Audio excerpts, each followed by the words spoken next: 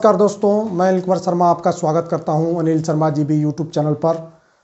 अगर आप मेरे इस चैनल अनिल शर्मा जीबी पर पहली बार विजिट कर रहे हो तो आपसे आग्रह है कि आप मेरे इस चैनल अनिल शर्मा जीबी को सब्सक्राइब कर लें ताकि मेरे द्वारा जो भी वीडियो बनाई जाए उसका नोटिफिकेशन आपके पास सबसे पहले पहुँचे और आप मेरे वीडियो को देख सकें। तो दोस्तों, आप सभी जानते हैं कि आज पटना हाई कोर्ट से नियोजित शिक्षकों से संबंधित जो रीट याचिका दायर की गई थी उस पर सुरक्षित फैसला जो है आ चुका है। अब नियोजित शिक्षकों को हाई कोर्ट से राहत मिली या न मिली, इस पर जो है हम एक सटीक विश्लेषण इस वीडियो के माध्यम से करने जा रहे हैं। आशा करते हैं कि आप सभी को ये वीडियो पसंद आएगी। अगर आपको ये वीडियो पसंद आती है तो निश्चित रूप से आप इस वीडियो पर अधिक से अधिक लाइक करें, कमेंट करें और शेयर करें। तो सबसे पहले हम यह जान लेते हैं कि आखिर पटना हाई कोर्ट नियोजित शिक्षक क्यों गए थे। तो नियोजित शिक्षक पटना हाई कोर्ट में इसलिए गए थे ताकि उन्हें जो है बिना शर्त राज्यकर्मी का दर्जा प्राप्त हो सके। यानी नियोजित शिक्षक यह नहीं चाहते थे कि उन्हें जो है किसी प्रकार की परीक्षा देनी पड़े और उसके बाद जो है तब हम राज्यकर्मी बने। हालांकि नियोजित शिक्षकों की यह सोच जो है, क्योंकि उन्होंने दक्षता परीक्षा, बीटेट, एस्टेट, बहुत सारी परीक्षाओं को पास करने के बाद नियोजित शिक्षक के रूप में वे बहाल हुए थे और उसके बाद सरकार का ये कहना कि अगर आपको राज्यकर्मी का दर्जा चाहिए तो आपको सक्षमता परीक्षा देनी पड़ेगी। साथ ही साथ सक्षमता परीक्षा में यह एक शर्त लगा दी गई थी कि जो भी नियोजित शिक्षक इस सक्षमता परीक्षा में 3 बार जो है, किसी भी नियोजित शिक्षक को इस सक्षमता परीक्षा में बैठने के लिए मात्र 3 बार अवसर दिया जाएगा। अगर ये नियोजित शिक्षक 3 बार में सक्षमता परीक्षा पास कर जाते हैं तो उन्हें राज्यकर्मी का दर्जा दिया जाएगा, अन्यथा उन्हें नौकरी से हटा दिया जाएगा। तो और इसके अलावा अगर सक्षमता परीक्षा पास करने के बाद नियोजित शिक्षक विशिष्ट शिक्षक बनते हैं तो उनका जिला स्थानांतरण जो है होना था। यह विशिष्ट शिक्षक नियमावली में ऐसे 3 प्रावधान थे जिसके विरुद्ध जो है नियोजित शिक्षक पटना हाई कोर्ट गए और पटना हाई कोर्ट के बाद वह पुनः जो है सुप्रीम कोर्ट में गए। लेकिन सुप्रीम कोर्ट ने अपने निर्देशन में कहा कि पटना हाई कोर्ट जो है इसको फिर से सुने, नियोजित शिक्षकों की रीट याचिका पर सुनवाई फिर से करे और कोई निर्णय जो है इस पर दे दे। तो वही जो है अब पटना हाई कोर्ट का निर्णय आया है। तो पहली बात यह है कि क्या नियोजित शिक्षकों को पटना हाई कोर्ट से राहत मिली है। तो भले नियोजित शिक्षक ये कहें कि हाँ पटना हाई कोर्ट में हमारी जो है जीत हो गई है, उन्हें आंशिक जो है सफलता मिली है, लेकिन जिस चीज़ के लिए पटना हाई कोर्ट में वे गए थे वहाँ उन्हें जो है किसी प्रकार की राहत नहीं मिली है। पटना हाई कोर्ट ने सक्षमता परीक्षा को किसी भी दृष्टिकोण से जो है बुरा नहीं माना है। अगर पटना हाई कोर्ट के नज़र में सक्षमता परीक्षा अगर सही नहीं होता तो निश्चित रूप से पटना हाई कोर्ट बिहार सरकार को आदेशित करती कि आप जो है बिना शर्त यानी किसी भी शिक्षक से आप सक्षमता परीक्षा मत लीजिए और उन्हें ऐसे ही राज्यकर्मी का दर्जा दे दीजिए। लेकिन यहाँ पर पटना हाई कोर्ट ने सक्षमता परीक्षा पर किसी प्रकार की रोक नहीं लगाई है। इसके बदले पटना हाई कोर्ट ने यह आदेश पारित किया है कि जो भी नियोजित शिक्षक सक्षमता परीक्षा में नहीं बैठना चाहते हैं उन्हें किसी प्रकार से बाध्य करके सक्षमता परीक्षा में नहीं बैठाया जा सकता। और न्यायालय के समक्ष हम शिक्षकों की ओर से जो याचिका दायर की गई थी उसमें आज माननीय उच्च न्यायालय ने अपना फैसला सुना दिया है और पारित किए गए फैसला के अनुसार जो विशिष्ट शिक्षक के लिए जो सक्षमता परीक्षा के आयोजन की बात थी उसको माननीय न्यायालय ने कहा कि आप इसको बाध्यकारी प्रोविजन के रूप में नहीं बना सकते हैं कि हर किसी को परीक्षा में शामिल होना ही हो और अनुत्तीर्ण होने वाले को आप हटा देंगे। यह प्रावधान नहीं चलेगा, ये प्रावधान स्ट्रक डाउन किया गया है। हाँ, ये चीज़ अब सभी लोग जानना चाहते हैं कि जो परीक्षा होगी उसका क्या होगा। तो मैं स्पष्ट कर देता हूँ कि जो जानकारी है उसके हिसाब से सक्षमता परीक्षा जिन्होंने भी दे दिया है उनकी पोस्टिंग सक्षमता विशिष्ट शिक्षक के रूप में होगी। वो जहाँ जिनकी पोस्टिंग होगी वहाँ उनको जाना होगा।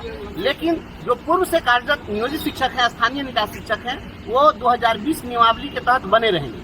तो इसमें स्पष्ट हो गया कि स्थानीय निकाय शिक्षकों की सेवा जो है पूर्व की भांति बनी रहेगी और इसमें जो प्रोन्नति के अवसर हैं। बेसिक ग्रेड से स्नातक ग्रेड में, स्नातक ग्रेड से प्रधानाध्यापक ग्रेड में, तो ये प्रोन्नति के अवसर बने रहेंगे। और साथ ही साथ माननीय उच्च न्यायालय ने इनके कैरियर इन्हांसमेंट के संबंध में भी सरकार को उचित उपाय करने के लिए कहा है कि आप इनको बेहतर, इनके सेवा को आप कैसे बना सकते हैं, इस पर भी टिप्पणी है। और जो प्रमोशन हम लोग का लंबित है, तो प्रोन्नति देने की ही बातें हुई है। तो कुल मिलाकर के जो स्थिति है, उसमें जो लोग चाहते थे कि नहीं हम अपने दूर दराज के जिलों में पोस्टिंग के आधार पर हम अपना घर छोड़कर बेघर होने की कीमत पर हम नौकरी करें, तो ये जो प्रावधान था, यह प्रावधान खत्म कर दिया गया है। इसलिए अब कोई भी स्थानीय निकाय शिक्षक परेशान नहीं हो, जो जहां है वहां बने रहेंगे, उनके सेवा पर किसी प्रकार का कोई सवाल नहीं होगा। जिन्होंने सक्षमता परीक्षा दी है, उनकी पोस्टिंग जहां सरकार चाहेगी, जहां करेगी, वो वहां जाएंगे। और हाँ, यह भी तय है कि हमारा जो बेसिक ग्रेड से स्नातक ग्रेड में और स्नातक ग्रेड से प्रधानाध्यापक ग्रेड में जो प्रमोशन का जो हमारा प्रोविजन है, तो हम हेडमास्टर तक बनेंगे, तो यह हमारा बना रहेगा। इसलिए ये चीज सुविधा हमको मिलेगी। साथ ही साथ जो सरकार को सलाह दी गई है, उस सलाह के तहत फिर हमारे कैरियर इन्हांसमेंट के संबंध में, जैसे राज्यकर्मी बनाने के संबंध में, इन चीजों पर भी कुछ न कुछ टिप्पणी है। जो फैसला पूरा विस्तृत आएगा, जो शाम में जब आ जाएगा, अपलोड हो जाएगा, तो उससे पता चल पाएगा।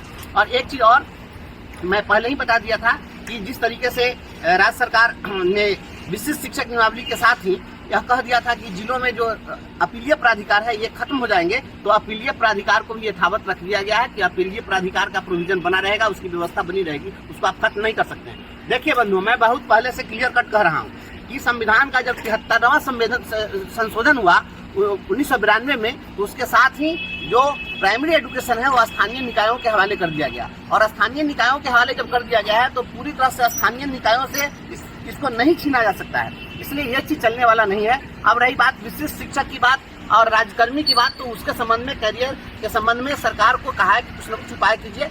हालांकि अगर कुछ नहीं भी होता है, तो हमारा प्रमोशनल का जो प्रमोशनल एवेन्यू है, वो हमारा बना रहेगा और हमें स्नातक ग्रेड में, प्रधानाध्यापक ग्रेड में प्रोन्नति देनी पड़ेगी। तो इतना कुछ हुआ है। और विशेष जो फैसला आएगा शाम में, तो अपलोड होगा, तो जजमेंट पढ़ने के बाद ही पूरा विस्तृत और हम बता पाएंगे। बहुत बहुत धन्यवाद।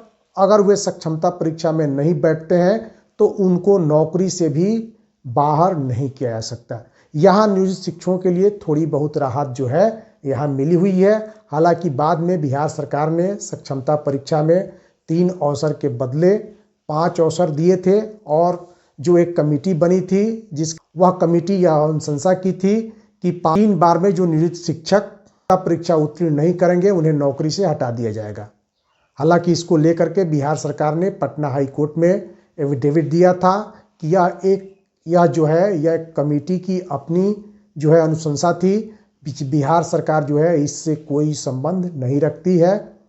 तो पहले से ही जो है नियोजित शिक्षक अब समझ गए थे कि हमें नौकरी से जो है कोई नहीं निकाल पाएगा। और पटना हाई कोर्ट ने यही आदेश दिया कि जो नियोजित शिक्षक राज्यकर्मी बनना चाहते हैं, उन्हें सक्षमता परीक्षा से गुजरना पड़ेगा। और जो नियोजित शिक्षक सक्षमता परीक्षा में नहीं बैठना चाहते हैं, उन्हें किसी भी तरह से बाध्य नहीं किया जा सकता कि आप जो है सक्षमता परीक्षा दीजिए।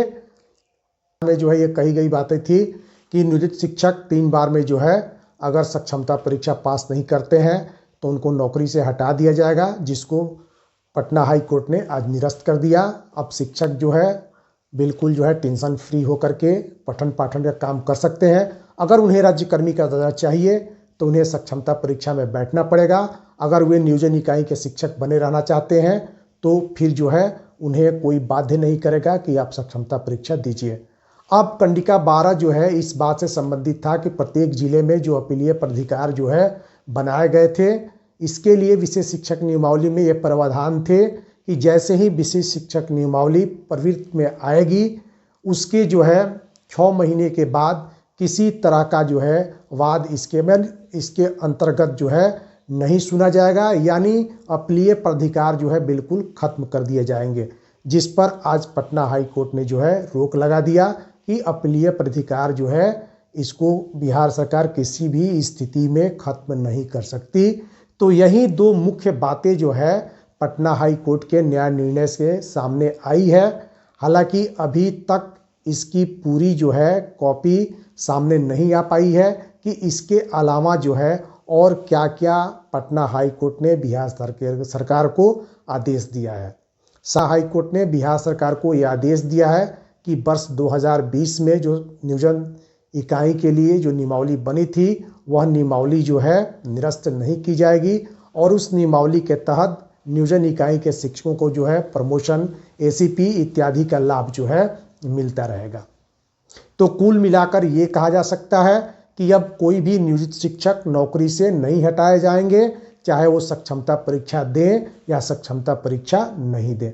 अगर वो सक्षमता परीक्षा देते हैं तो राज्यकर्मी के रूप में विशिष्ट शिक्षक कहलाएंगे, अगर वे सक्षमता परीक्षा नहीं देते हैं तो वह नियोजन इकाई के शिक्षक कहलाएंगे। पटना हाई कोर्ट का यह स्पष्ट आदेश है कि जो शिक्षक सक्षमता परीक्षा पास नहीं करेंगे वे जो है नियोजन इकाई के शिक्षक बने रहेंगे और जो नियोजित शिक्षक सक्षमता पास कर जाएंगे वे विशिष्ट शिक्षक कहलाएंगे। अब रही बात कि सक्षमता परीक्षा पास करने वाले नियोजित शिक्षक विशिष्ट शिक्षक नियमावली के तहत जो है गाइड किए जाएंगे और जो नियोजन इकाई के शिक्षक हैं वे जो है नियोजन इकाई यानी 2020 में जो नियमावली बनी है उसके तहत जो है गाइड किए जाएंगे। लेकिन मैं आपको बता दूं कि आप नियोजन इकाई के अंतर्गत रहते हुए क्या आपने कभी ये महसूस किया है कि नियोजन इकाई जो है पंचायत आपके ऊपर किसी तरह की जो है कार्रवाई करती है? सारा काम जो है शिक्षा विभाग के माध्यम से होता है, तो यहाँ बिल्कुल घबराने की ज़रूरत नहीं है। चाहे आप विशिष्ट शिक्षक बन जाएं या फिर जो है नियोजन इकाई के ही शिक्षक बने। अगर आप नियोजन इकाई के शिक्षक हैं तो क्या आपको जो वेतन मिलता है वह नियोजन इकाई के माध्यम से मिलता है? क्या नियोजन इकाई आपके वेतन की व्यवस्था करती है? तो यहाँ पर जो है सिर्फ नियोजित शिक्षक नियोजन इकाई के शिक्षक माने जाते हैं, लेकिन उनके सारे सुख सुविधाओं या अन्य तरह की जो है कार्रवाई शिक्षा विभाग बिहार द्वारा जो है किया जाता है। तो अब नियोजित शिक्षकों को ये सोचना है कि उन्हें जो है राज्यकर्मी के रूप में अगर काम करना है तो उन्हें सक्षमता परीक्षा में भाग लेना पड़ेगा और अगर वे नियोजन इकाई के शिक्षक बनकर रहना चाहते हैं तो इसके लिए जो है उन्हें कोई दबाव बनाएगा नहीं, इसके लिए उनके ऊपर किसी प्रकार का जो है दबाव नहीं बनाया जा सकता। अब रही कि द्वितीय सक्षमता परीक्षा कब होगी, तो वो आप मान करके चलिए कि पटना हाई कोर्ट के निर्णय आने के बाद बिहार सरकार इस पर अच्छी तरह से विचार करेगी कि आगे हमको क्या करना है। हो सकता है कि बिहार सरकार पटना हाई कोर्ट के निर्णय को चुनौती देने के लिए सुप्रीम कोर्ट भी जा सकती है। तो दोस्तों, जैसे ही इस पे और अपडेट आएगा मैं उस अपडेट को लेकर के आपके समक्ष उपस्थित हूँगा। आशा करता हूँ कि ये जानकारी आपको पसंद आई होगी। अगर आपको ये जानकारी पसंद आई हो तो निश्चित रूप से आप इस वीडियो पर अधिक से अधिक लाइक करें, कमेंट करें और शेयर करें। तो फिर मिलते हैं किसी दूसरे वीडियो में, तब तक के लिए नमस्कार।